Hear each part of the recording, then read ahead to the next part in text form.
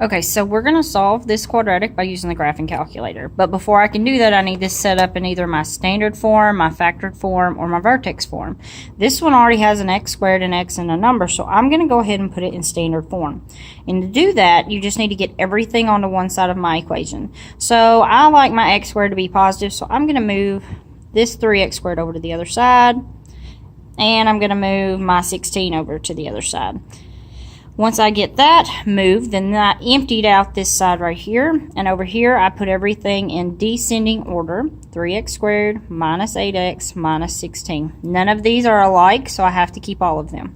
So then it just comes straight to the calculator, turn it on, go to y equals, and I clear everything out if it's something there, and then I just put in my equation.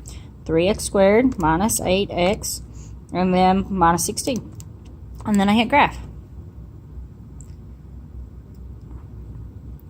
Okay, so one of these intercepts, the x-intercept solutions, is pretty because I can clearly see that that hits at 1, 2, 3, at 4. But this one over here, I'm a little confused. So what I'm going to do, and here are my calculator steps, okay? So let's kind of look at the picture, and then we'll talk about calculator. So we've got, it comes kind of somewhere after 1, or negative 1, and then it hits at positive 4. For sure on that one. So it comes down, it circles, and goes back up. Okay, and again, this is just a sketch. So this one we're pretty confident that it is at positive 4. This is the one that we have in question. So in the calculator, what you're going to do first is you are going to hit the second button. So we hit the second button. And then I'm going to hit the trace button. And when I hit the second trace button, it's going to take me to this screen right here, and this is a 0. Remember, x-intercepts solutions are also called zeros. So we're going to go down to number 2, and we're going to hit enter. So if we're trying to find this intercept right here, it's going to tell me at the bottom left bound.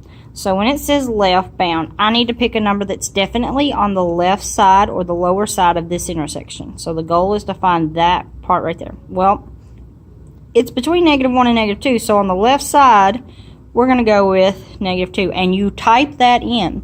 So I just hit the negative button and then 2. When I hit enter, it will now say right bound.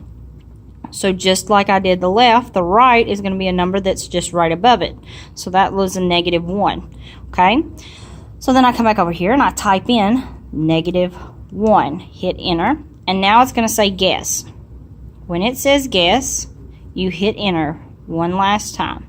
So when I hit enter on guess, it tells me that my 0 or x-intercept is at x equals -1.333.